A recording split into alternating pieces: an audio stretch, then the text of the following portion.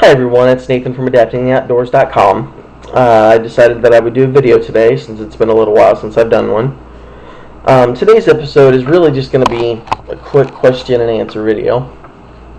What I've done is I was able to get some family and friends together and they've come up with questions for me that I can answer. Now these questions are anything from my disability to how I adapt things outdoors when I'm fishing, as well as just a few silly ones thrown in there.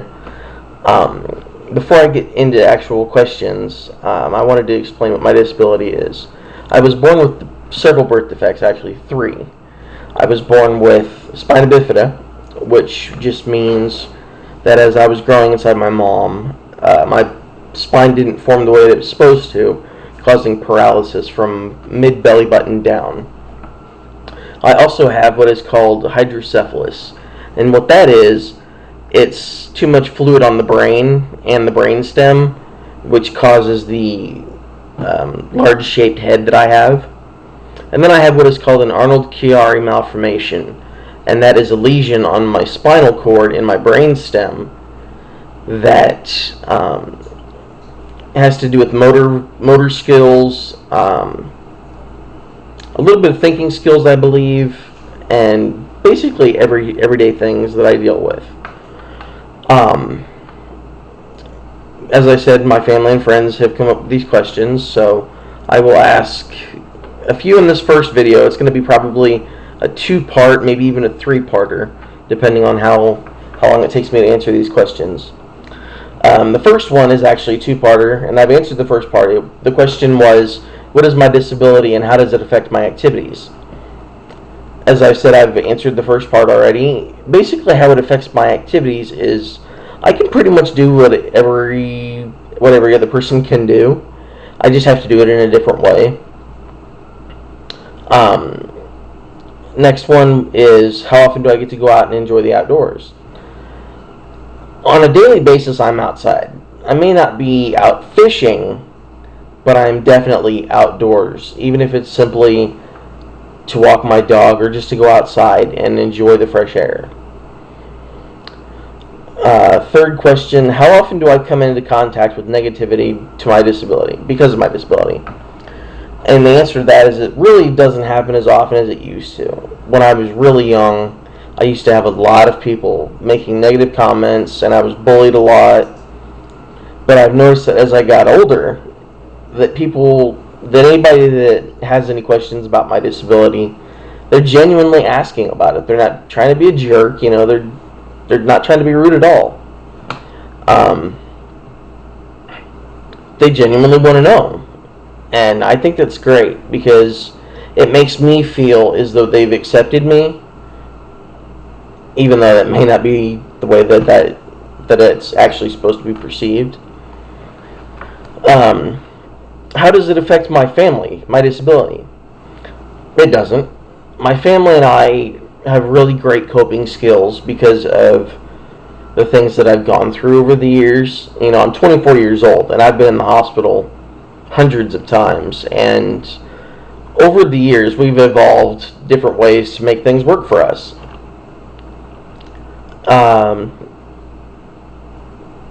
This one could be considered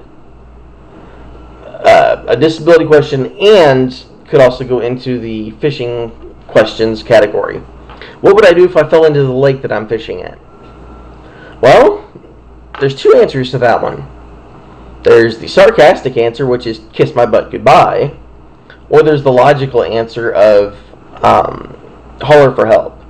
When I'm around any type of body of water that I'm not comfortable with, either I'll simply completely avoid it, or if I really want to fish in the specific spot, I will take off my seatbelt.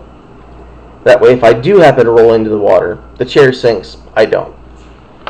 And by that point, I should be able to have gotten somebody's attention to help get out of the water. What do I do if how do I keep from getting stuck in the sand, dirt, and mud?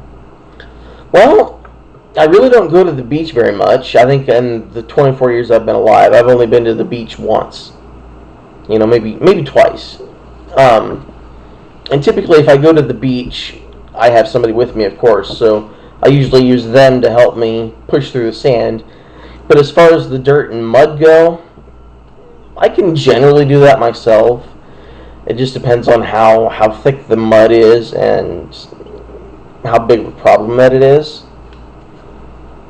Another question I'm looking at here is, what types of things do I need help with on a fishing trip? Generally, not that much. If I have it wrapped around something, or I have it caught in the rocks that's a little bit further than I'm willing to go or can comfortably go, then that's helpful to have a fishing buddy, and they can help me with that. Which brings me to this last one in this particular category. Do I prefer to fish alone, or do I prefer to have someone with me? Well, like I just said, it helps to have someone with me if I get hung up or whatnot. But generally, I would prefer to go fishing because I like to be outdoors by myself, and I don't have to worry about, working with anybody's scheduling. I can just go whenever I want to go, I'll leave you guys with this first half of this video with this question, and I'll explain it in a video. The question is, how do I get on and off of a boat? Well, there was that trip that I took to Camp Big Sky a couple months ago, and we shot a video of me getting on and off the boat during that time, and this is the video that you'll see. So I hope that you guys check this last part of this video out, and stay tuned for part 2. Don't forget to subscribe, like, and comment. I'll see you guys in a bit. Say, dang, Dad, don't take his fingers out. I didn't try to. Gotcha. Okay. Alright.